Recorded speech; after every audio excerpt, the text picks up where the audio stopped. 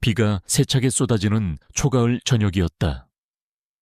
도심 외곽의 한적한 공원길을 따라 휠체어가 천천히 움직였다.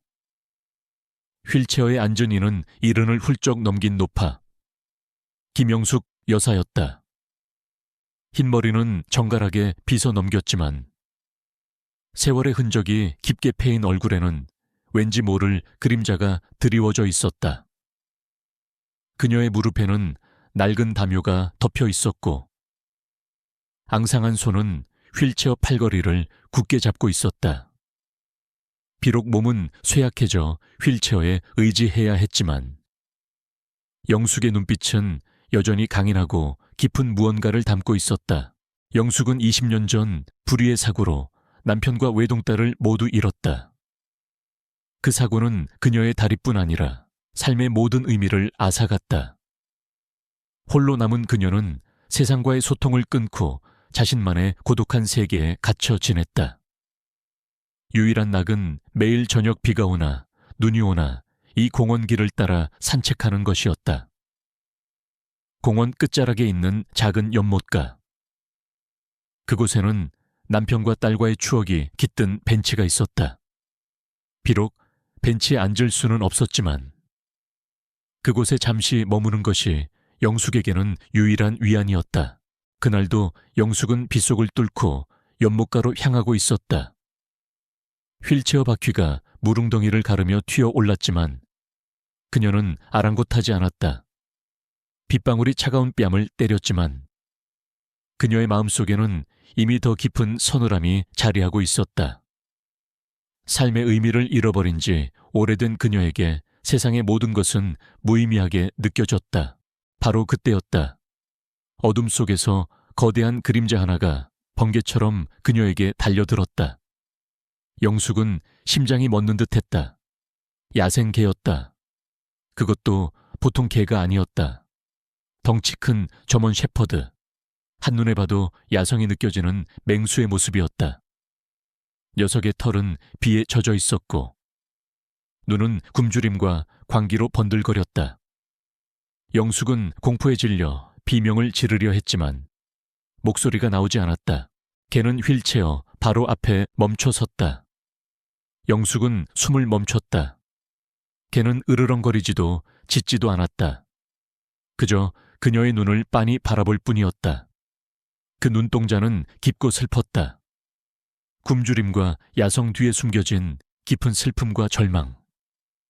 마치 인간의 눈을 보는 듯한 착각에 영숙은 저도 모르게 휠체어 손잡이를 놓쳤다. 네, 넌 누구냐? 영숙의 목소리가 간신히 흘러나왔다. 걔는 그녀의 말을 알아듣기라도 한 듯 조용히 낑낑거렸다. 그리고는 앞발로 휠체어 바퀴를 툭툭 건드렸다. 그 행동은 마치 나를 따라오세요 라고 말하는 듯했다. 영숙은 혼란스러웠다. 이 개는 자신을 해치려는 것이 아니었다. 오히려 무언가를 간청하는 듯했다. 그녀는 주위를 둘러봤다. 칠흑 같은 어둠 속에서 빗줄기는 더욱 거세지고 있었다. 인적 없는 공원길에 홀로 남은 그녀와 야생 셰퍼드. 걔는 다시 한번 휠체어 바퀴를 건드리며 낑낑거렸다.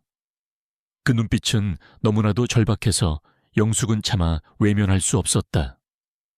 그녀는 본능적으로 알 수 있었다. 이 개는 단순한 야생개가 아니었다. 무언가 중요한 것을 가지고 그녀에게 다가온 것이었다. 영숙은 떨리는 손으로 휠체어를 움직였다. 걔는 그녀의 휠체어 옆을 따라 걷기 시작했다. 녀석의 걸음은 무거워 보였다. 자세히 보니 개의 오른쪽 뒷다리가 심하게 부어 있었다. 다친 것이 분명했다. 고통스러울 텐데도 녀석은 묵묵히 그녀의 곁을 지켰다. 영숙의 마음속에 알 수 없는 연민이 피어올랐다. 그녀는 지난 20년간 느껴보지 못했던 따뜻한 감각이었다. 걔는 영숙을 이끌고 공원 안쪽의 숲길로 접어들었다. 휠체어가 흙길에 미끄러졌다. 험난한 길이었지만 걔는 묵묵히 그녀를 안내했다. 영숙은 이유 모를 확신에 이끌려 녀석을 따라갔다. 얼마나 걸었을까? 숲속 깊은 곳, 낡고 허름한 오두막 한 채가 눈에 들어왔다. 버려진 듯한 오두막이었다. 걔는 오두막 문을 향해 고개를 갸웃거렸다. 영숙은 휠체어를 움직여 오두막 문에 다가갔다. 낡은 나무 문은 금방이라도 부서질 듯했다. 걔는 낑낑거리며 오두막 문을 코로 툭툭 건드렸다. 영숙은 조심스럽게 문을 열었다. 퀴퀴한 곰팡이 냄새와 함께 차가운 공기가 흘러나왔다. 오두막 안은 칠흑 같았다. 걔는 오두막 안으로 들어가지 못하고 문 앞에서 서성거렸다. 그리고는 간절한 눈빛으로 영숙을 바라봤다. 그 눈빛은 마치 안에 중요한 것이 있어요. 들어가 주세요. 라고 말하는 듯 했다. 영숙은 망설였다. 하지만 걔의 절박함에 결국 휠체어를 움직여 오두막 안으로 들어섰다. 어둠 속에서 영숙은 손을 더듬어 벽의 스위치를 찾았다. 스위치를 누르자 희미한 전등이 켜졌다. 오두막 안은 예상보다 깔끔했다. 작은 침대와 낡은 탁자가 놓여 있었다. 그리고 침대 한 구석에 작은 그림자가 웅크리고 있었다. 강아지였다. 갓 태어난 듯한 작은 강아지가 낡은 담요 위에 웅크리고 있었다. 어미개는 그 옆에서 강아지를 보호하듯 앉아 있었다. 영숙은 강아지를 보자마자 숨을 멈췄다. 너무나도 작고 연약한 생명이었다. 강아지는 추위에 떨고 있었다. 어미개는 영숙을 보자 조용히 낑낑거리며 강아지를 향해 고개를 갸웃거렸다. 그 눈빛은 마치 내 아기를 좀 봐주세요. 너무 아파요. 라고 말하는 듯했다. 영숙은 강아지에게 다가갔다. 강아지의 몸은 뜨거웠다. 열이 나는 것이 분명했다. 어미개는 영숙이 강아지에게 손을 대자 경계하는 듯 으르렁거렸지만 이내 그르렁거리며 영숙의 손에 코를 비볐다. 그 의미는 분명했다. 도와주세요. 영숙은 휠체어에서 내려 바닥에 엎드렸다. 20년 만에 처음으로 휠체어에서 내려 움직인 것이었다. 그녀의 다리는 뻣뻣하고 아팠지만 강아지를 돕고 싶다는 마음이 더 컸다. 그녀는 강아지를 품에 안았다. 작은 생명의 온기가 그녀의 품에 전해졌다. 잃어버렸던 딸의 온기 같았다. 영숙의 눈가에 뜨거운 눈물이 맺혔다. 20년 만에 처음으로 흘리는 눈물이었다. 어미개는 영숙이 강아지를 안는 모습을 조용히 지켜봤다. 그리고는 영숙의 얼굴을 핥았다. 그 행동은 고마움과 신뢰를 표현하는 듯했다. 영숙은 강아지를 안고 어미개를 바라봤다. 어미개의 눈빛은 이 모든 것이 우연이 아님을 말해주고 있었다. 이 개는 그녀에게 무언가 중요한 것을 가져온 것이 분명했다. 그녀는 강아지와 어미개를 데리고 오두막을 나섰다.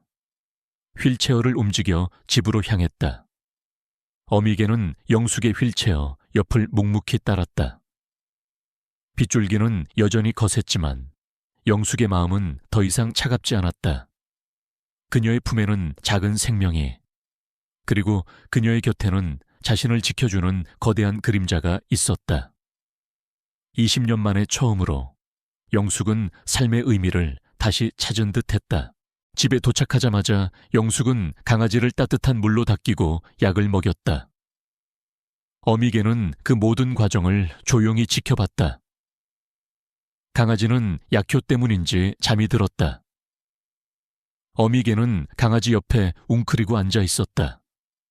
영숙은 어미개에 다친 다리를 치료해 주었다. 소독약을 바르고 붕대를 감아주자 어미개는 그녀의 손을 핥았다. 이제 괜찮을 거야. 영숙은 어미개의 머리를 쓰다듬었다.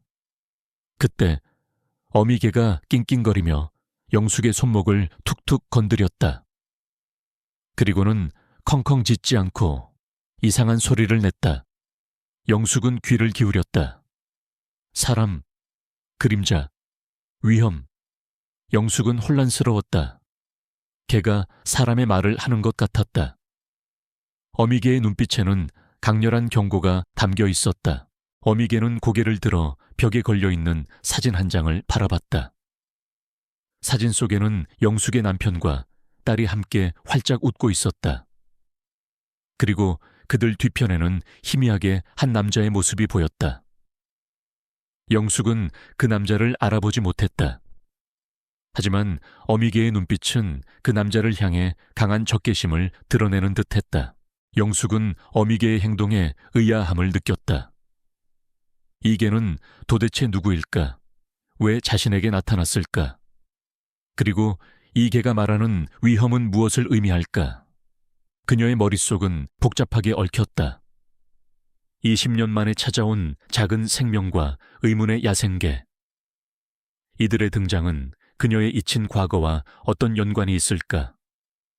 영숙의 마음속에 잃어버렸던 퍼즐 조각들이 서서히 맞춰지는 듯한 느낌이 들었다.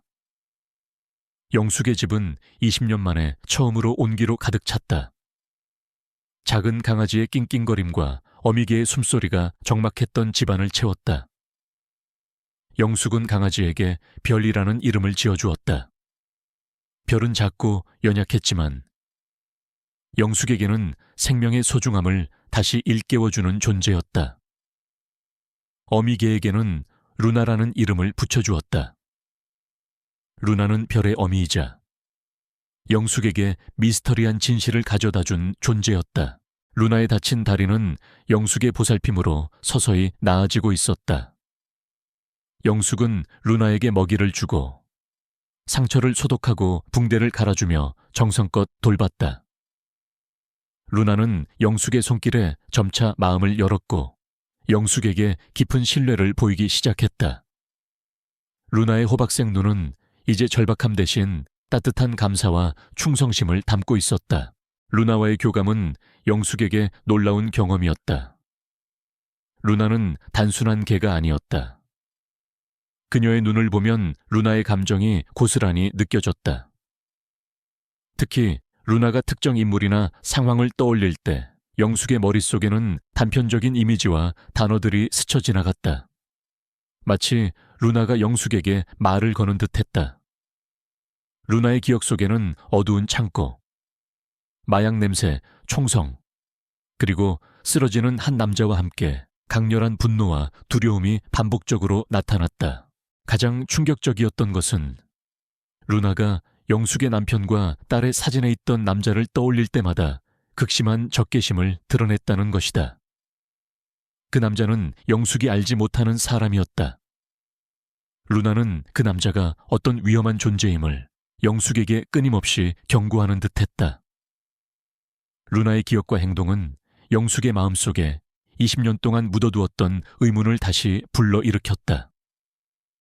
남편과 딸의 사고가 단순한 사고가 아니었을 수도 있다는 섬뜩한 예감. 어느 날 아침 영숙은 루나와 함께 거실에 앉아 있었다. 별은 루나의 품에서 평화롭게 잠들어 있었다. 영숙은 문득 벽에 걸린 가족 사진을 다시 봤다. 남편과 딸, 그리고 그 뒤에 희미하게 서 있던 남자. 영숙은 사진을 자세히 살폈다. 남자의 얼굴은 그림자에 가려 잘 보이지 않았다. 하지만 루나는 그 남자의 얼굴을 응시하며 낮게 으르렁거렸다. 루나, 저 남자가 누구니 왜 저 남자를 보면 그렇게 반응하는 거니? 영숙은 루나에게 물었다. 루나는 영숙의 질문을 알아듣기라도 한 듯 자리에서 일어나 사진으로 다가갔다. 그리고는 앞발로 사진 속 남자의 얼굴을 긁으려 했다. 그 행동은 마치 이 남자가 위험해, 이 남자가 문제야 라고 말하는 듯했다. 영숙은 루나의 행동에 더욱 확신을 가졌다. 이 남자가 분명 남편과 딸의 사고와 관련이 있을 터였다. 그녀는 남편의 서재로 향했다. 휠체어를 움직여 서재 안으로 들어섰다. 서재는 남편이 살아생전 가장 아끼던 공간이었다. 낡은 책들과 서류들이 여기저기 널려 있었다. 루나는 영숙의 휠체어 옆을 묵묵히 따랐다. 루나는 서재 이곳저곳을 킁킁거리며 냄새를 맡았다. 그러더니 낡은 책상 서랍 앞에서 멈춰 섰다. 서랍은 잠겨 있었다. 루나는 서랍을 앞발로 툭툭 건드리며 낑낑거렸다. 영숙은 루나의 행동에 따라 서랍을 열어보려 했다. 잠겨 있어서 열리지 않았다. 그때 루나가 고개를 들어 영숙의 남편 사진을 바라봤다. 영숙은 남편의 생일, 결혼기념일 등 남편이 자주 사용하던 숫자를 조합해봤지만 소용없었다. 루나는 영숙의 남편이 즐겨 피우던 담뱃갑을 툭툭 건드렸다. 영숙은 담뱃갑을 집어들었다. 그 안에는 작은 열쇠가 숨겨져 있었다. 영숙은 떨리는 손으로 열쇠를 서랍에 꽂았다. 딸깍 소리와 함께 서랍이 열렸다. 서랍 안에는 낡은 일기장과 몇 장의 사진, 그리고 작은 USB 드라이브가 들어있었다. 영숙은 USB를 집어들었다. 평범한 USB처럼 보였지만 루나는 USB를 보자마자 격렬하게 반응했다. 낑낑거리며 영숙의 손에 있는 USB를 긁으려 했다. 그 행동은 마치 이것이야, 이것을 봐야 해 라고 말하는 듯 했다. 영숙은 USB를 남편의 낡은 노트북에 꽂았다. 남편의 노트북은 오랫동안 사용하지 않아 먼지가 쌓여 있었다. 화면에 폴더들이 나타났다. 대부분 암호화되어 있었다. 하지만 그중 하나의 폴더는 암호가 걸려 있지 않았다. 영숙은 떨리는 손으로 그 폴더를 클릭했다. 폴더 안에는 여러 개의 문서 파일과 영상 파일이 들어있었다. 첫 번째 문서 파일을 열자 텍스트가 빠르게 스크롤되었다. 그것은 거대한 마약 조직의 명단과 그들의 불법적인 자금 흐름, 그리고 그들을 비호하는 고위층 인사들의 명단이었다. 영숙의 눈이 휘둥그레졌다. 너무나도 충격적인 내용이었다. 문서에 따르면 영숙의 남편은 억울하게 죽임을 당한 것이었다. 남편은 20년 전 그 사고에서 살아남았지만 마약 조직에 의해 납치되어 고문을 당하고 결국 살해당했다는 것이다. 그리고 그 배후에는 검찰청의 고위 간부이자 차기 검찰총장 후보로 거론되던 강성민 검사장이 있었다. 강성민 검사장은 겉으로는 청렴한 검사의 탈을 쓰고 있었지만 뒤로는 흑룡회라는 마약 조직과 결탁하여 온갖 불법 행위를 저지르고 있었다. 사진 속의 흐릿한 남자가 바로 강성민 검사장이었다. 루나는 영숙의 남편이 잠입 수사를 하던 중 그 현장을 목격하고 남편의 마지막 유언이자 증거인 이 USB를 지키기 위해 필사적으로 도망쳤던 것이었다. 루나는 경찰견이었고 영숙의 남편과 전구진 경위는 모두 루나의 파트너였던 것이다. 루나는 자신을 가족처럼 아껴주던 남편의 복수를 위해, 그리고 정의를 위해 이 모든 진실을 영숙에게 가져다 준 것이었다. 영숙은 숨을 들이켰다. 20년 동안 그녀의 마음을 짓눌렀던 의문이 풀리는 순간이었다. 하지만 그 진실은 너무나도 잔인했다. 사랑하는 남편과 딸이 억울하게 희생되었다니. 그리고 그 배후에는 사회의 정의를 수호해야 할 검사가 있었다니. 그녀의 눈에서 뜨거운 눈물이 주르륵 흘러내렸다. 20년 만에 다시 찾아온 슬픔. 하지만 그 슬픔 속에는 강렬한 분노와 복수심이 함께 타올랐다. 루나는 영숙의 눈물을 보자 낑낑거리며 그녀의 손을 핥았다. 루나도 슬픔을 느끼는 듯했다. 루나의 눈빛은 내가 너를 도울게, 함께 진실을 밝혀내자 라고 말하는 듯했다. 영숙은 루나를 껴안았다. 이 작고 거대한 동물과 함께 그녀는 이제 더 이상 외롭지 않았다. 그녀는 루나와 함께 남편과 딸의 복수를 하고 진실을 밝히기로 결심했다. 하지만 어떻게 휠체어에 의지하는 노파가 거대한 마약 조직과 부패한 검사를 상대로 무엇을 할 수 있을까? 영숙은 머릿속이 하얗게 변했다. 그때였다. 노트북 화면에 새로운 메시지가 나타났다. 비디오 파일 재생 실패. 코덱 필요. 암호화되지 않은 폴더 안에 비디오 파일이 있었다. 혹시 그 안에 더 결정적인 증거가 담겨 있는 것은 아닐까? 영숙은 다시 한번 루나의 눈을 들여다봤다. 루나는 영숙의 마음을 읽기라도 하듯 고개를 끄덕였다. 비디오 파일이 중요했다. 하지만 어떻게 열어야 할까? 영숙은 고민에 잠겼다. 이 모든 정보는 너무나도 방대하고 위험했다. 그녀는 혼자 감당하기에는 너무나도 벅찼다. 그때 영숙의 머릿속에 한 사람이 떠올랐다. 남편의 오랜 친구이자 동료였던 퇴직한 경찰청장이었다. 그는 강직하고 정의로운 사람이었다.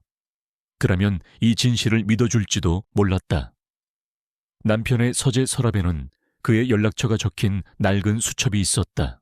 영숙은 떨리는 손으로 수첩을 찾아 전화를 걸었다. 몇 번의 신호음 끝에 익숙한 목소리가 들려왔다. 김덕만입니다. 청장님, 저 영숙이에요. 이지성 아내 김영숙입니다. 영숙의 목소리는 떨렸다. 영숙 씨, 오랜만이군. 잘 지내고 있었나? 무슨 일인가? 김덕만 청장의 목소리에는 놀라움과 함께 걱정이 묻어 있었다. 저 청장님께 드릴 말씀이 있어요. 아주 중요한 이야기예요. 지성이 제 남편에 관한, 그리고 루나, 개에 관한 이야기예요. 영숙은 루나의 이름을 얼버무렸다. 혹시 도청이라도 당할까봐 조심스러웠다. 김덕만 청장은 잠시 침묵했다. 그리고는 조용히 말했다. 알겠다. 지금 당장 자네 집으로 가겠다. 아무에게도 말하지 말고 기다려라. 알겠지? 그의 목소리는 진지하고 단호했다. 전화를 끊자 영숙은 안도의 한숨을 내쉬었다. 이제 첫 단추를 끼웠다. 김덕만 청장이 오면 이 모든 진실을 털어놓을 수 있을 터였다. 루나는 영숙의 곁에 조용히 앉아 그녀의 손에 코를 비볐다. 이제 그녀는 혼자가 아니었다. 루나와 별을 돌보는 일은 영숙의 일상에 활력을 불어넣었다.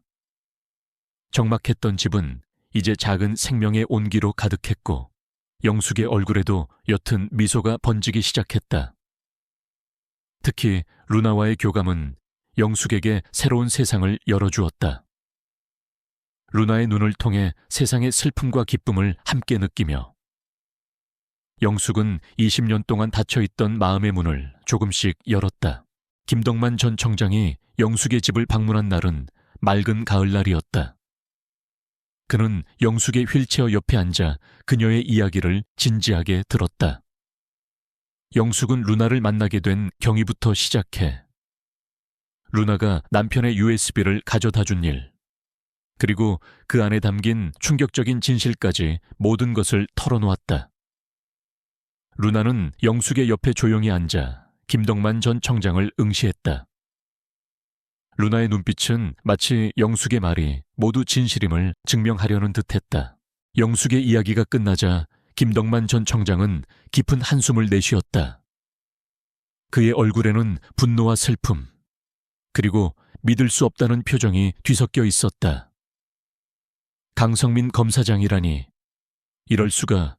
이지성 형사, 그가 그런 비극적인 죽음을 맞이했다니. 그리고 루나가 정말 놀랍군. 그는 루나에게 다가가 머리를 쓰다듬었다. 루나는 그의 손에 코를 비볐다. 루나의 행동에 김덕만 전 청장의 눈가가 붉어졌다. 그는 루나가 평범한 개가 아니라는 것을 직감적으로 느꼈다. 이 USB 안에 모든 증거가 있습니다. 청장님. 영숙은 노트북을 김덕만 전 청장에게 건넸다. 김덕만 전 청장은 USB를 노트북에 꽂아 영상을 재생했다. 어두운 창고 안에서 벌어진 마약 거래 현장, 강성민 검사장의 서늘한 얼굴, 그리고 쓰러지는 남편과 전구진 경위의 모습이 화면에 선명하게 나타났다. 영상이 끝나자 김덕만 전 청장의 얼굴은 분노로 일그러졌다. 이건 반드시 세상에 알려야 한다. 강성민 그 자식은 반드시 대가를 치러야 해. 그의 목소리는 떨렸지만 단호했다. 그는 남편의 오랜 친구이자 선배였던 김덕만 전 청장이었기에 이 진실을 외면할 수 없었다. 영숙 씨, 내가 돕겠다. 내가 이 모든 것을 세상에 밝힐 것이다. 루나도 렉스도 이 모든 일은 헛되지 않을 것이다. 김덕만 전 청장은 루나를 렉스라고 불렀다. 루나의 원래 이름이었다. 루나는 자신의 이름이 불리자 고개를 들어 김덕만 전 청장을 바라봤다. 그들의 눈빛에는 오랜 기억과 유대감이 스쳐 지나가는 듯했다. 김덕만 전 청장은 자신이 신뢰하는 몇몇 언론인과 검찰 내부의 후배들에게 이 증거들을 전달할 계획을 세웠다. 그는 노련하게 움직였다.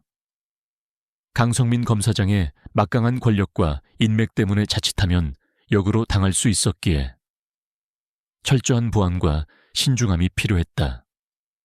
그는 렉스를 자신의 집으로 데려가기로 했다. 렉스는 중요한 증인이자 표적이다. 영숙 씨의 집에 있는 것보다 내 집이 더 안전할 것이다. 영숙은 렉스와 헤어지는 것이 아쉬웠지만 김덕만 전 청장의 말이 맞았다. 렉스는 그녀의 집에서 안전하지 않았다. 강성민이 언제 렉스의 행방을 알게 될지 모르는 일이었다. 렉스는 영숙의 휠체어에 코를 비비며 마지막 인사를 했다. 그의 호박색 눈에는 이별의 아쉬움과 함께 그녀에 대한 깊은 신뢰가 담겨 있었다. 김덕만 전 청장은 렉스를 데리고 영숙의 집을 나섰다. 렉스는 그의 발치에서 묵묵히 그를 따랐다. 렉스가 떠난 후 영숙은 다시 홀로 남겨졌다.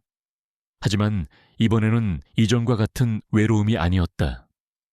그녀의 마음속에는 렉스가 남긴 용기와 희망이, 그리고 남편의 억울함을 밝히겠다는 굳건한 결의가 자리 잡고 있었다. 별은 루나의 빈자리를 채우듯 영숙의 무릎 위에서 잠들었다. 며칠이 흘렀지만 김덕만 전 청장에게서 아무런 소식이 없었다. 영숙은 초조했다. 렉스는 안전할까? 김덕만 전 청장은 증거를 제대로 활용하고 있을까?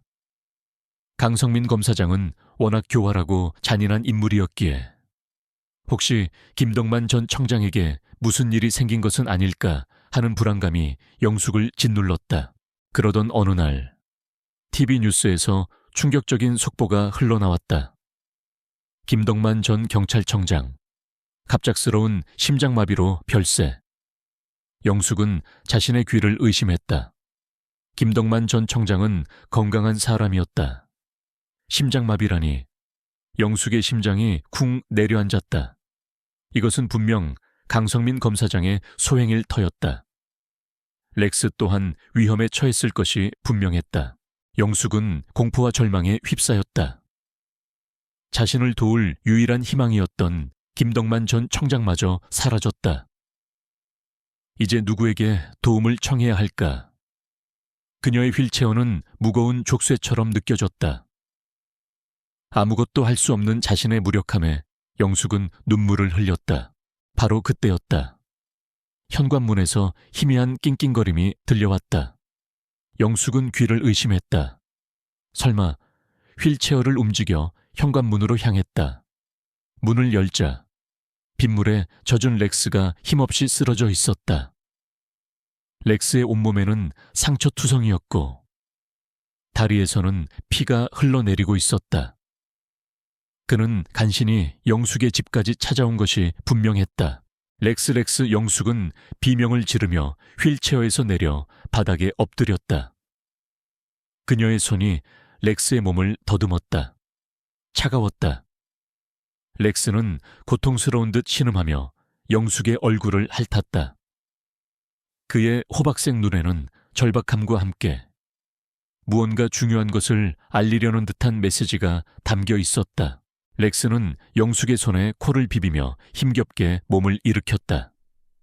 그리고는 자신의 목줄을 앞발로 툭툭 건드렸다. 영숙은 렉스의 목줄을 살폈다. 목줄 안쪽에는 작은 주머니 같은 것이 달려 있었는데 찢어져 있었다.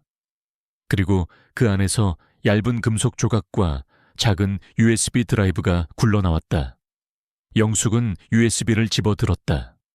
그녀가 김덕만 전 청장에게 넘겼던 바로 그 USB였다.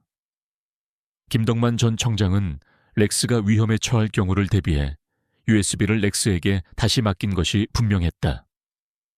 렉스는 죽음의 문턱에서 이 USB를 지켜낸 것이다.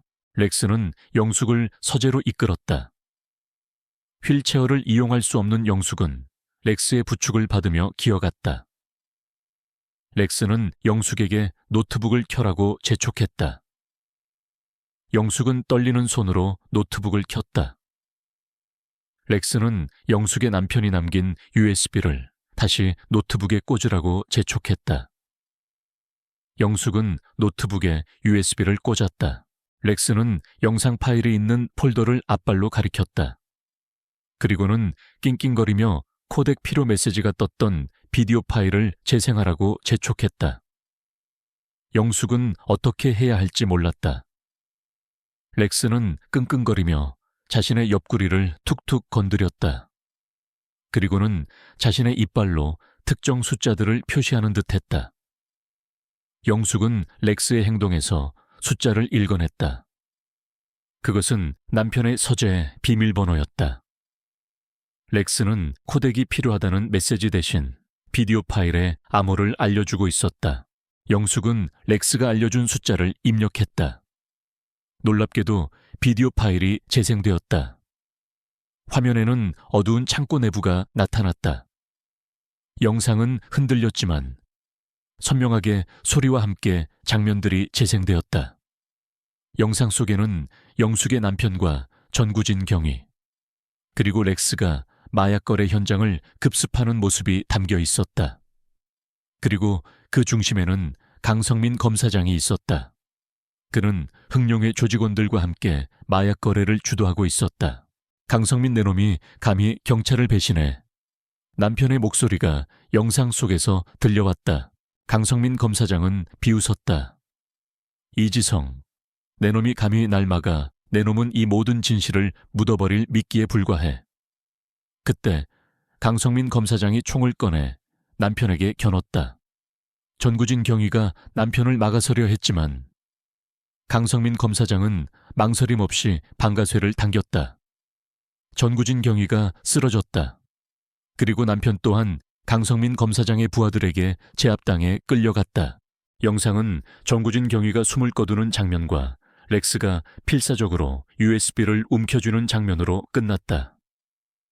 그리고 영상 마지막 부분에 강성민 검사장이 쓰러진 김덕만 전 청장의 주머니에서 USB를 빼앗아 가는 모습이 찍혀 있었다.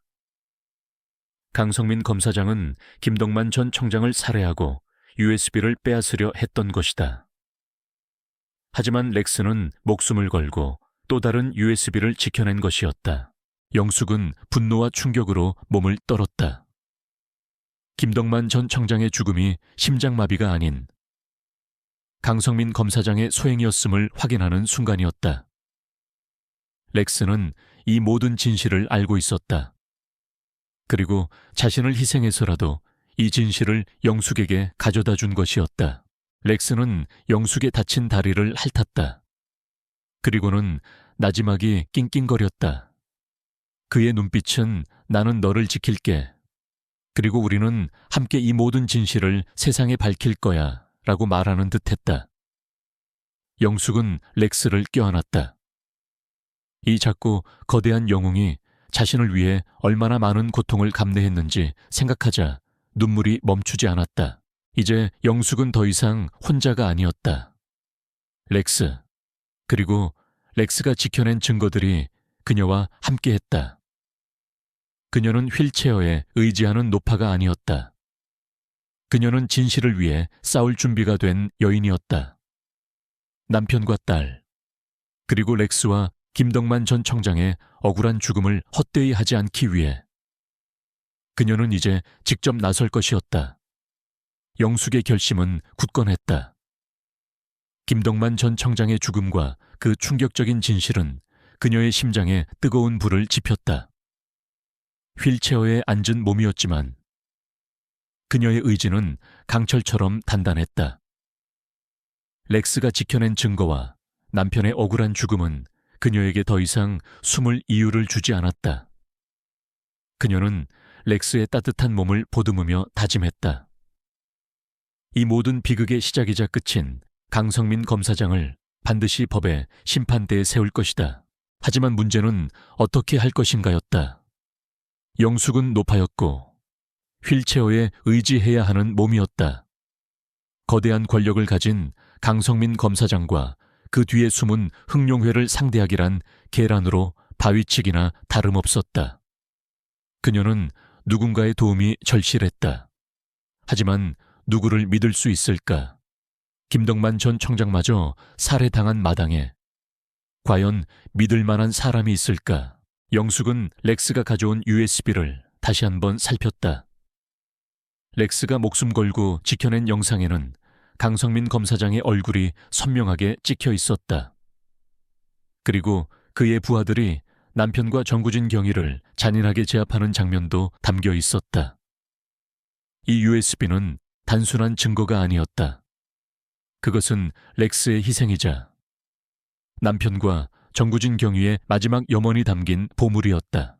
영숙은 렉스의 상처를 치료해 주었다. 렉스는 힘없이 누워 있었지만 그의 호박색 눈은 여전히 영숙을 향해 강렬한 신뢰와 애정을 보내고 있었다. 영숙은 렉스의 곁을 지키며 밤새도록 고민했다. 그리고 새벽녘 그녀의 머릿속에 한 가지 생각이 스쳤다. 남편의 오랜 지인이자 한때는 법조계의 유망주였지만 지금은 은퇴하여 조용히 살고 있는 박정호 변호사. 그는 정의감이 강하고 올곧은 사람이었다. 비록 오랜 기간 연락이 끊겼지만 그라면 남편의 억울함을 밝히는데 도움을 줄지도 모른다는 희망이 생겼다. 영숙은 남편의 낡은 수첩을 뒤져 박정호 변호사의 연락처를 찾아냈다. 떨리는 손으로 전화를 걸었다. 몇 번의 신호음 끝에 낮고 차분한 목소리가 들려왔다. 박정호입니다. 박 변호사님, 저 이지성 아내 김영숙이에요. 영숙의 목소리는 떨렸다. 영숙 씨, 오랜만이군. 잘 지냈는지 모르겠군. 무슨 일인가? 박정호 변호사의 목소리에는 놀라움과 함께 궁금증이 묻어 있었다. 저 변호사님께 드릴 말씀이 있어요. 아주 중요한 이야기입니다.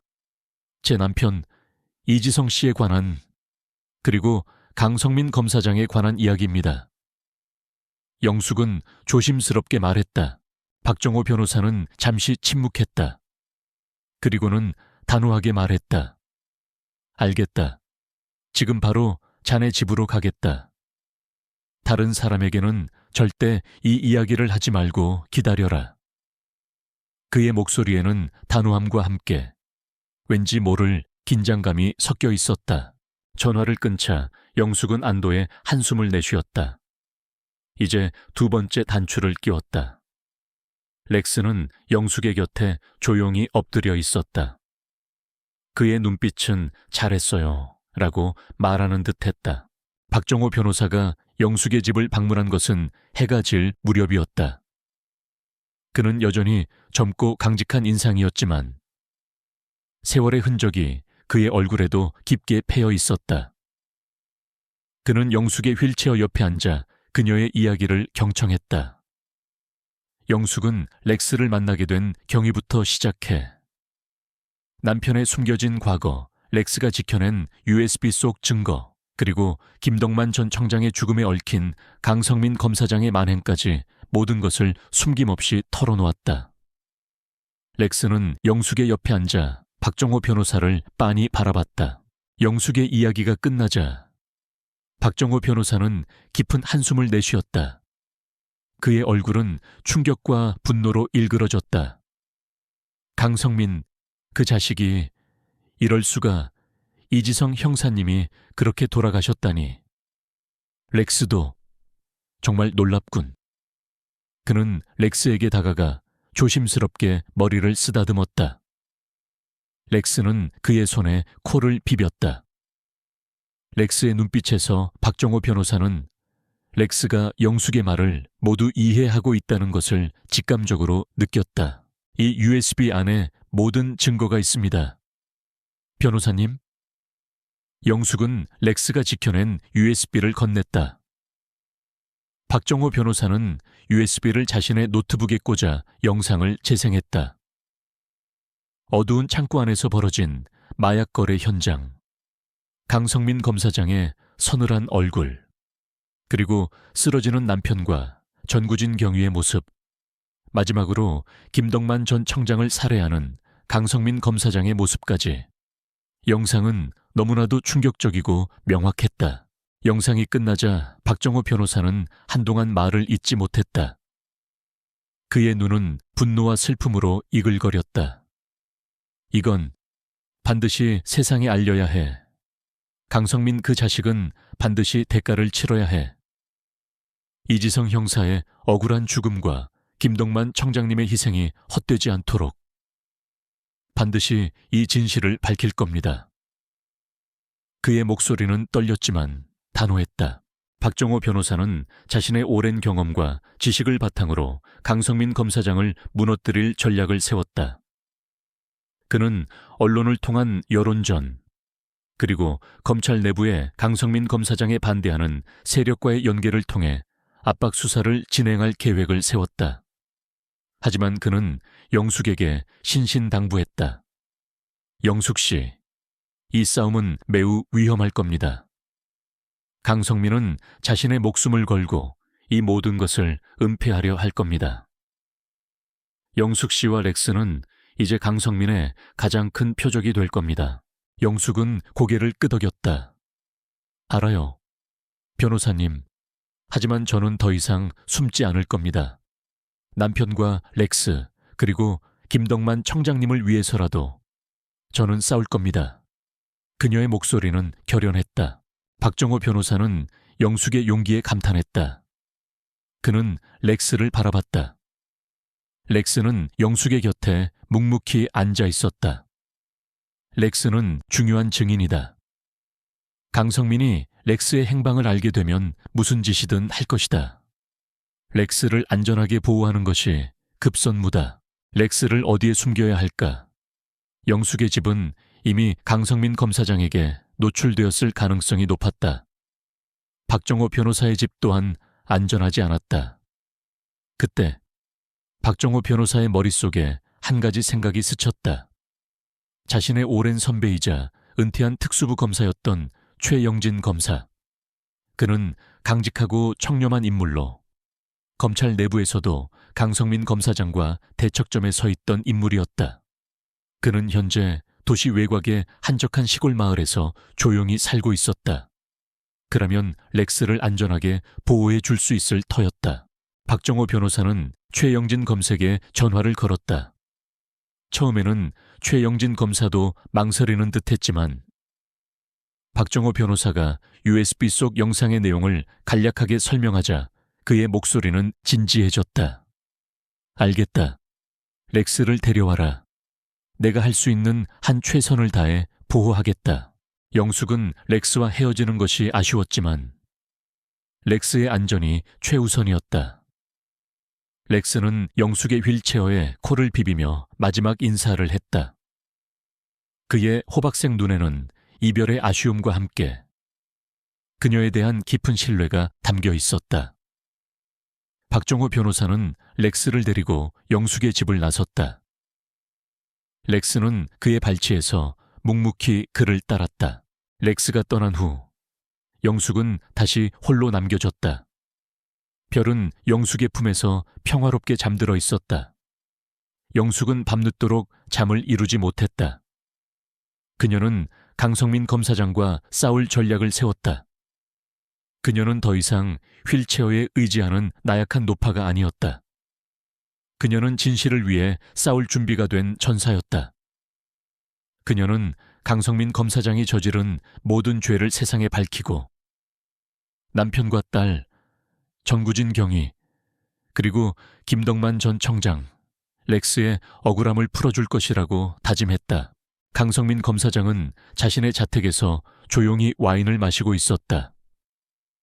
김덕만 전 청장의 죽음은 깔끔하게 심장마비로 위장되었고 렉스는 아직 찾지 못했지만 놈은 이미 죽었거나 굶어 죽었을 것이라고 판단했다. 자신의 완벽한 계획에 그는 만족했다. 아무도 자신의 비리를 알아챌 수 없을 것이라고 확신했다. 그때 그의 휴대폰이 울렸다. 발신자를 확인한 강성민 검사장의 얼굴이 굳어졌다. 박정호 변호사였다. 강성민 검사장은 박정호 변호사를 경멸했다. 정의감에 찌든 고지식한 놈이라고 생각했다.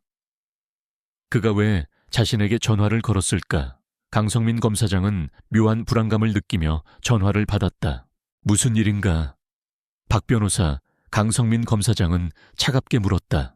강성민 검사장님, 드릴 말씀이 있어서 전화했습니다. 박정호 변호사의 목소리는 평온했지만 그 안에 숨겨진 날카로움이 강성민 검사장의 신경을 건드렸다. 이지성 형사의 죽음과 김덕만 전 청장님의 죽음, 그리고 흥룡회와의 검은 거래, 이 모든 진실을 알고 있습니다. 강성민 검사장은 순간 심장이 멎는 듯했다. 무슨 헛소리를 짓거리는 건가 자네? 지금 제정신인가? 그는 애써 침착한 척했지만 목소리에는 미세한 떨림이 묻어 있었다. 아니요, 검사장님. 저는 지금 가장 제정신입니다. 저는 이지성 형사님이 남긴 USB를 가지고 있습니다. 그리고 김덕만 전 청장님이 강성민 검사장님께 살해당하는 영상까지도요. 박정호 변호사의 목소리는 더욱 단호해졌다. 이제 모든 것을 세상에 밝힐 시간입니다. 검사장님, 당신은 끝났습니다. 강성민 검사장은 전화를 끊었다. 그의 얼굴은 분노와 공포로 일그러졌다. 박정호 변호사라니 그 늙은 영숙 여사와 박정호 변호사가 자신을 감히 건드리려 하다니 그는 탁자를 주먹으로 내리쳤다. 젠장 렉스는 어디에 있는 거야? 그는 자신의 부하들에게 전화를 걸어 렉스의 행방을 샅샅이 뒤지라고 명령했다. 렉스만 찾으면 모든 것을 다시 덮을 수 있을 것이라고 생각했다. 하지만 그는 간과하고 있었다. 렉스는 이미 자신을 지키기 위해 영숙과 박정호 변호사에게 모든 것을 넘겨주었다는 것을, 그리고 이제 렉스의 마지막 임무는 영숙과 함께 강성민 검사장을 무너뜨리는 것이었다. 박정호 변호사의 전화는 강성민 검사장의 심장을 얼어붙게 만들었다. 렉스가 살아있다는 사실도, 그 USB가 영숙의 손에 넘어갔다는 사실도 모두 충격적이었다. 그는 자신의 완벽한 계획에 균열이 생겼음을 직감했다. 강성민 검사장은 더 이상 기다릴 수 없었다. 렉스를 찾고 영숙과 박정호 변호사를 제거해야 했다. 그는 자신의 모든 인맥과 권력을 동원하여 렉스의 행방을 쫓고 영숙의 주변을 감시하기 시작했다. 영숙의 집은 렉스가 떠난 후에도 여전히 감시의 그림자 속에 있었다. 강성민 검사장의 부하들이 그녀의 집 주변을 맴돌았다. 영숙은 바깥 출입을 자제하며 오직 박정호 변호사의 연락만을 기다렸다. 그녀는 불안했지만 별과 함께 렉스의 안녕을 빌었다. 렉스는 강하고 똑똑한 개였다. 분명 무사할 것이라고 스스로를 다독였다. 그때 박정호 변호사는 렉스를 데리고 최영진 검사의 집으로 향하고 있었다. 도시 외곽의 한적한 시골 마을에 위치한 최영진 검사의 집은 숲으로 둘러싸여 있어 은신처로 제격이었다. 최영진 검사는 박정호 변호사의 오랜 선배이자 은퇴한 특수부 검사로 과거 강성민 검사장의 비리를 의심하며 그와 대립했던 인물이었다. 그는 오랜 세월 정의를 위해 싸워왔지만 결국 강성민 검사장의 교활한 술수에 휘말려 모든 것을 잃고 은퇴한 비운의 영웅이었다. 최영진 검사는 렉스를 보자마자 그의 호박색 눈을 깊이 들여다봤다. 이 녀석이 그 전설의 K9 1호군, 이지성과 전구진, 그리고 김덕만 청장까지 그들이 남긴 마지막 희망이 바로 너였구나. 최영진 검사의 눈가는 붉어졌다. 그는 렉스의 몸을 쓰다듬으며 렉스가 겪었을 고통과 그의 헌신에 깊은 존경심을 표했다. 렉스는 그의 손에 코를 비비며 편안함을 느꼈다. 최영진 검사는 렉스를 위한 안전한 은신처를 마련하고 그의 상처를 치료해 주었다. 박정호 변호사는 최영진 검사에게 USB 속 영상과 영숙의 남편이 남긴 일기장의 내용을 모두 보여주었다. 최영진 검사는 강성민 검사장의 만행에 분노를 금치 못했다. 이런 천인공노할 짓을 반드시 이 모든 것을 세상에 밝혀내야 한다. 최영진 검사의 목소리는 떨렸지만 그의 눈빛은 강성민 검사장을 향한 강렬한 복수심과 정의감으로 불타올랐다. 그들은 강성민 검사장을 무너뜨릴 치밀한 전략을 세웠다. 박정호 변호사는 언론을 통해 강성민 검사장의 비리를 폭로하고 여론을 움직이는 역할을 맡았다. 최영진 검사는 자신의 오랜 경험과 인맥을 활용하여 검찰 내부의 강성민 검사장에게 반대하는 세력과 접촉하고 그들에게 증거를 전달하여 내부 수사를 촉구했다. 렉스는 이 모든 과정에서 중요한 증인이자 필요하다면 결정적인 역할을 할 숨겨진 카드로 남겨두었다. 박정호 변호사의 첫 번째 움직임은 한 유력 언론사의 기자에게 접근하는 것이었다. 그는 기자에게 렉스가 지켜낸 USB 속 영상과 영숙의 남편이 남긴 일기장의 사본을 익명으로 전달했다. 언론은 곧바로 강성민 검사장의 비리 의혹을 보도하기 시작했다. 처음에는 강성민 검사장이 모든 것을 부인하며 언론 플레이를 통해 여론을 조작하려 했지만 증거들이 너무나도 명확했기에 그의 주장은 곧 힘을 잃었다. 국민적 공분은 들끓기 시작했고 강성민 검사장의 사퇴를 요구하는 목소리가 높아졌다. 강성민 검사장은 궁지에 몰렸다. 그는 자신의 부하들을 동원하여 언론사를 압박하고 기자들을 위협했다. 하지만 박정호 변호사는 물러서지 않았다. 그는 계속해서 새로운 증거들을 언론에 흘리고 검찰 내부의 최영진 검사와 연계하여 강성민 검사장의 숨겨진 비리들을 하나하나 폭로해 나갔다. 강성민 검사장의 비리가 연일 보도되면서 그의 명성은 땅에 떨어졌다. 검찰 내부에서도 그에 대한 불신이 커져갔다. 최영진 검사는 이 틈을 타 검찰총장에게 강성민 검사장에 대한 특별 감찰을 요청했다. 검찰총장 역시 여론의 압박과 쏟아지는 증거들 앞에서 더 이상 강성민 검사장을 비호할 수 없었다. 결국 특별 감찰팀이 꾸려지고 강성민 검사장에 대한 수사가 공식적으로 시작되었다. 수사가 진행될수록 강성민 검사장의 비리는 꼬리에 꼬리를 물고 드러났다. 마약 조직과의 유착, 불법 자금 세탁, 그리고 전구진 경위와 김덕만 전 청장 살해 혐의까지. 그의 죄는 너무나도 명백했다. 하지만 강성민 검사장은 끝까지 자신의 죄를 인정하지 않았다. 그는 증거들이 조작되었다고 주장하며 모든 혐의를 부인했다. 그는 여전히 자신에게 힘이 있다고 믿었다. 수사가 절정에 달하던 어느 날 밤, 영숙의 집에 강성민 검사장의 부하들이 들이닥쳤다. 그들은 렉스의 행방을 알아내기 위해 영숙을 협박하려 했다. 영숙은 공포에 질렸지만 렉스와 아버지의 희생을 떠올리며 용기를 냈다. 나는 아무것도 몰라요. 렉스는 이미 죽었어. 그녀는 애써 목소리를 떨리지 않게 하려 노력했다. 그때 박정호 변호사에게서 다급한 전화가 걸려왔다. 영숙 씨, 지금 당장 몸을 피해야 합니다. 강성민이 당신의 위치를 알아냈습니다. 렉스를 찾기 위해 무슨 짓이든 할 겁니다. 영숙은 전화를 끊고 휠체어를 움직여 방 안으로 들어갔다. 강성민의 부하들은 영숙의 집을 샅샅이 뒤졌다. 그들은 그녀를 찾아내고 상자를 빼앗으려 했다.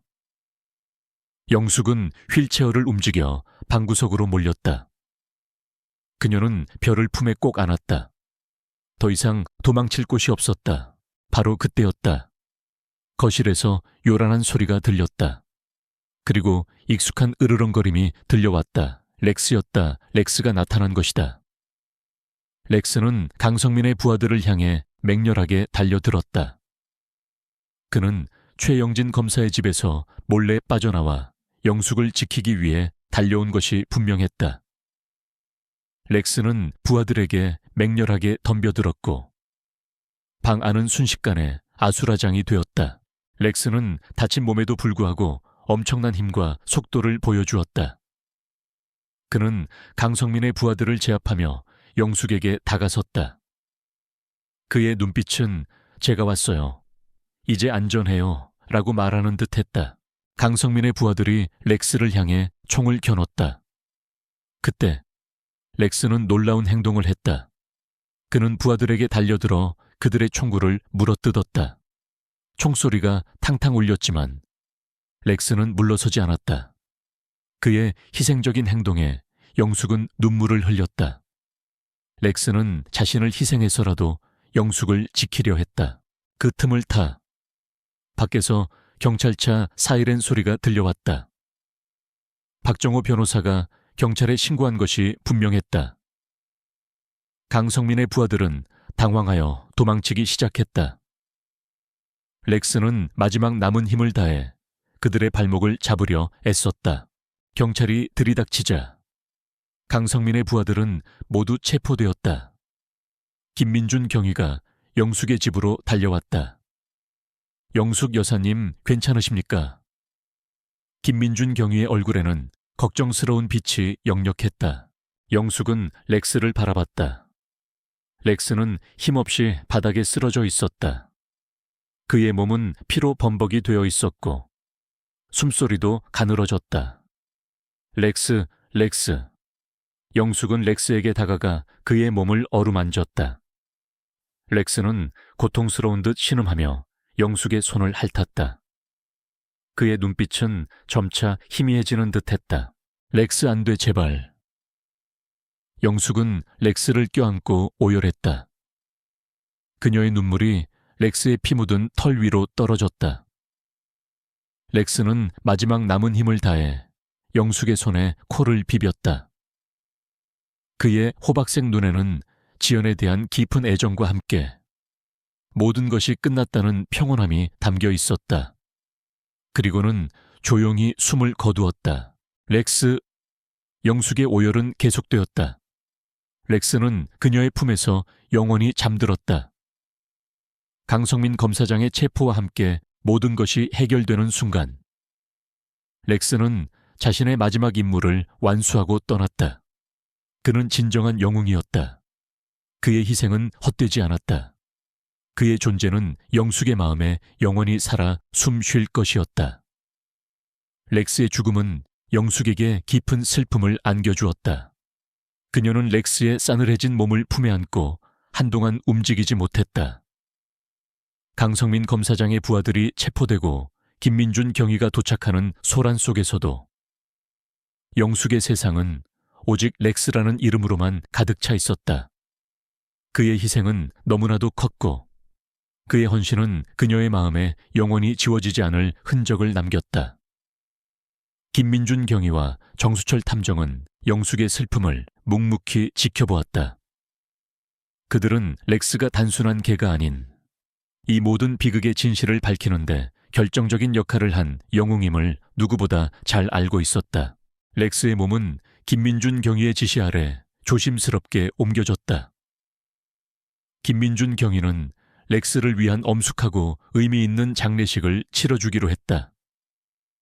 렉스는 국가를 위해 헌신한 경찰견이었고 정의를 위해 목숨을 바친 영웅이었으므로 그럴 자격이 충분했다.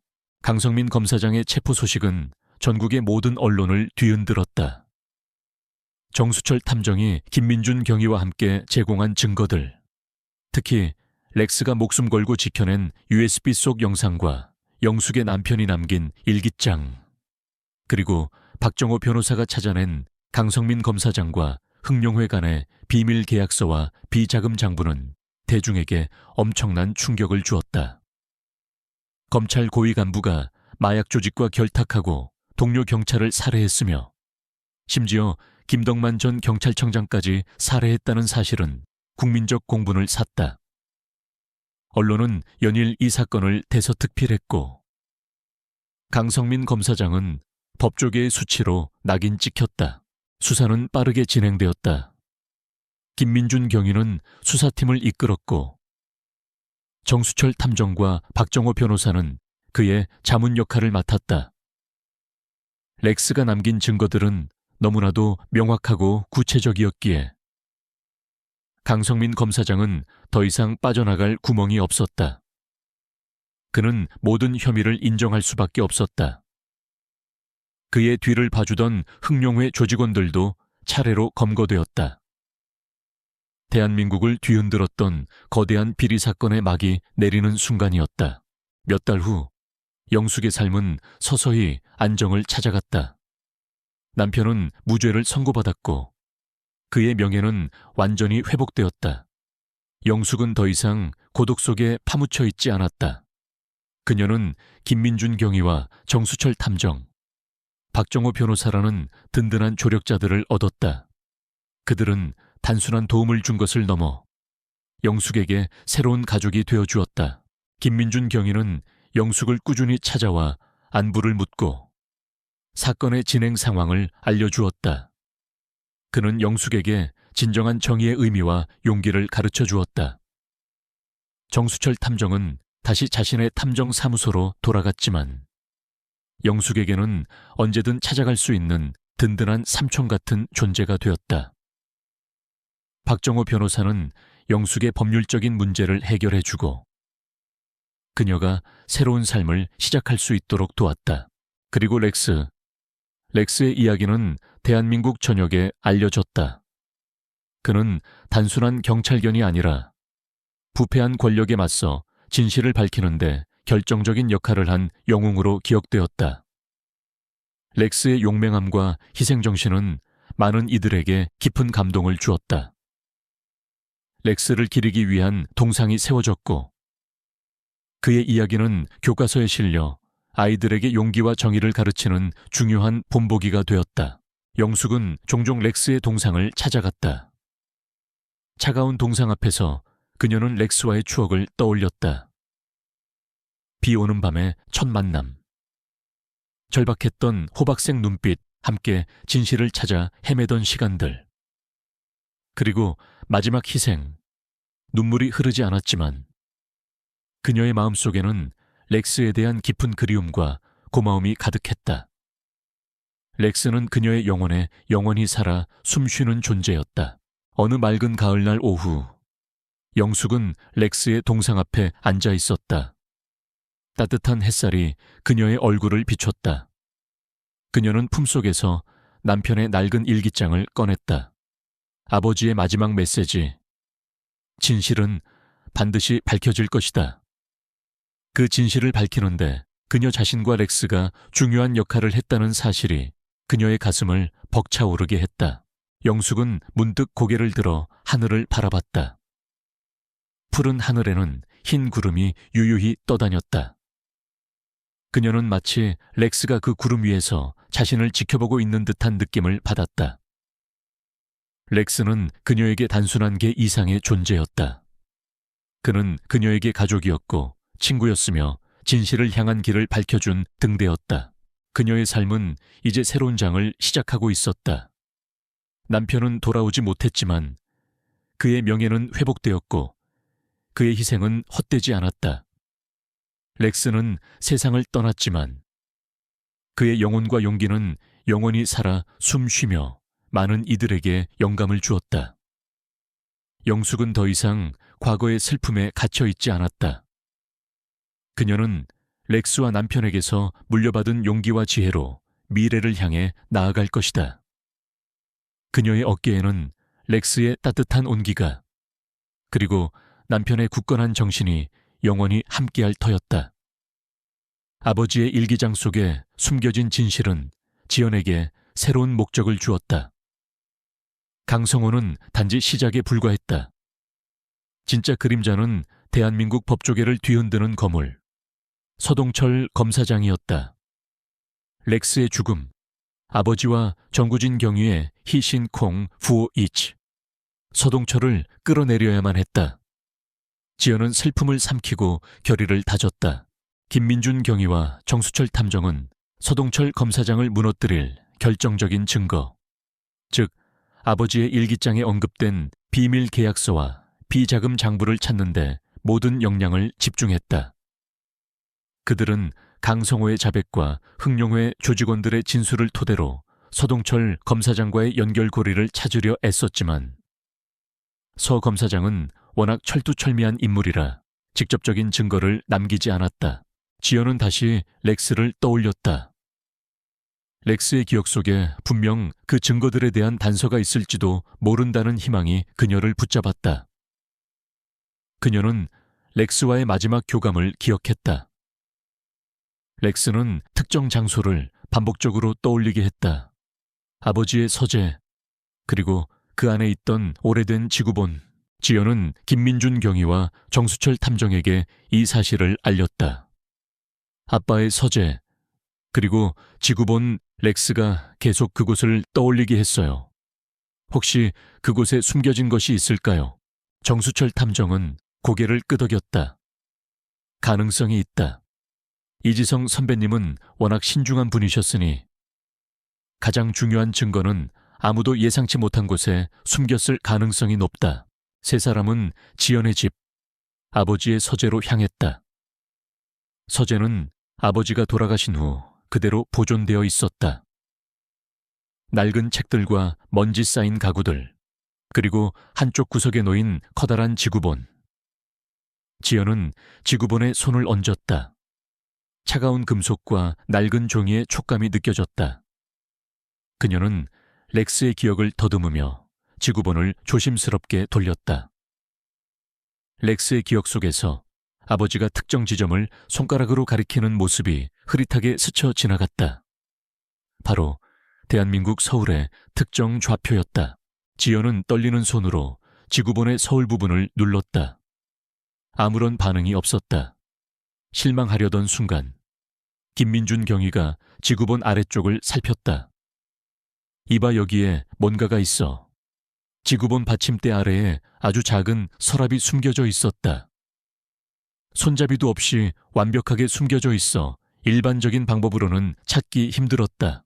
정수철 탐정은 작은 도구를 사용해 서랍을 열었다. 서랍 안에는 낡은 봉투 하나가 들어있었다. 봉투를 열자 그 안에는 2개의 문서가 나왔다.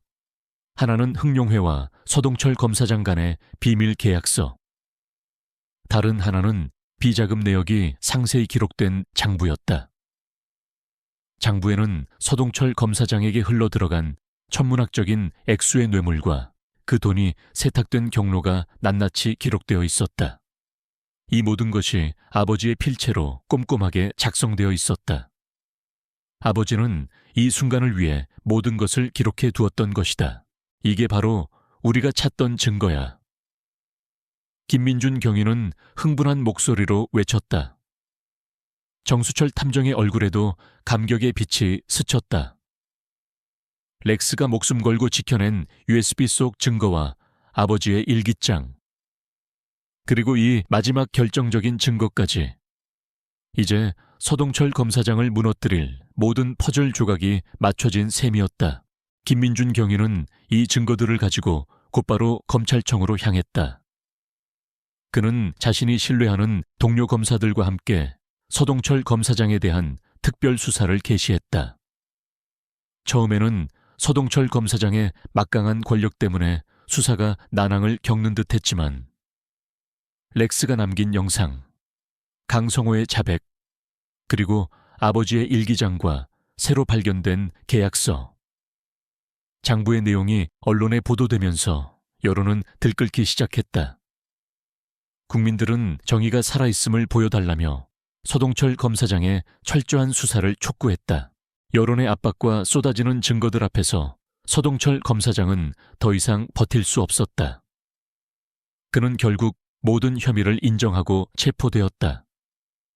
대한민국 법조계를 뒤흔들었던 거대한 비리 사건에 막이 내리는 순간이었다.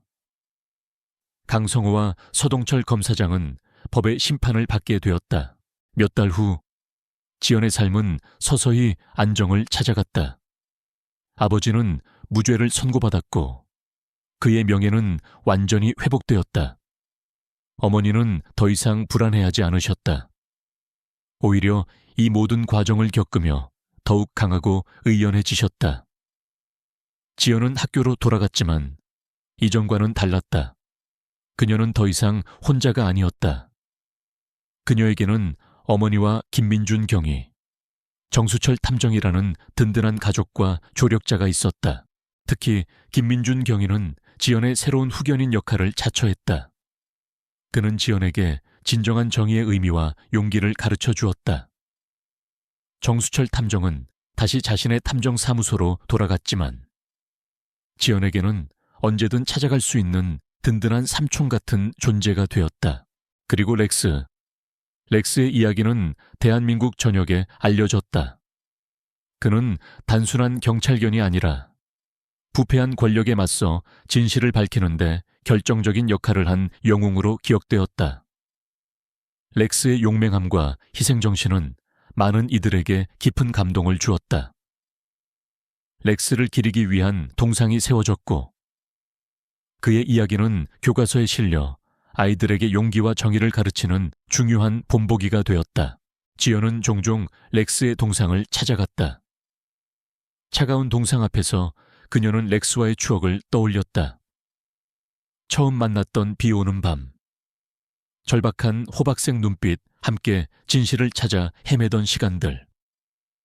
그리고 마지막 희생, 눈물이 흐르지 않았지만 그녀의 마음속에는 렉스에 대한 깊은 그리움과 고마움이 가득했다. 렉스는 그녀의 영혼에 영원히 살아 숨쉬는 존재였다. 어느 맑은 가을날 오후, 지연은 어머니와 함께 렉스의 동상 앞에 앉아 있었다. 따뜻한 햇살이 그들의 얼굴을 비췄다. 지연은 품속에서 낡은 일기장을 꺼냈다. 아버지의 마지막 메시지. 진실은 반드시 밝혀질 것이다. 그 진실을 밝히는데 그녀 자신과 렉스가 중요한 역할을 했다는 사실이 그녀의 가슴을 벅차오르게 했다. 지연은 문득 고개를 들어 하늘을 바라봤다. 푸른 하늘에는 흰 구름이 유유히 떠다녔다. 그녀는 마치 렉스가 그 구름 위에서 자신을 지켜보고 있는 듯한 느낌을 받았다. 렉스는 그녀에게 단순한 게 이상의 존재였다. 그는 그녀에게 가족이었고 친구였으며 진실을 향한 길을 밝혀준 등대였다. 그녀의 삶은 이제 새로운 장을 시작하고 있었다. 아버지는 돌아오지 못했지만 그의 명예는 회복되었고 그의 희생은 헛되지 않았다. 렉스는 세상을 떠났지만 그의 영혼과 용기는 영원히 살아 숨쉬며 많은 이들에게 영감을 주었다. 지연은 더 이상 과거의 슬픔에 갇혀 있지 않았다. 그녀는 렉스와 아버지에게서 물려받은 용기와 지혜로 미래를 향해 나아갈 것이다. 그녀의 어깨에는 렉스의 따뜻한 온기가, 그리고 아버지의 굳건한 정신이 영원히 함께할 터였다.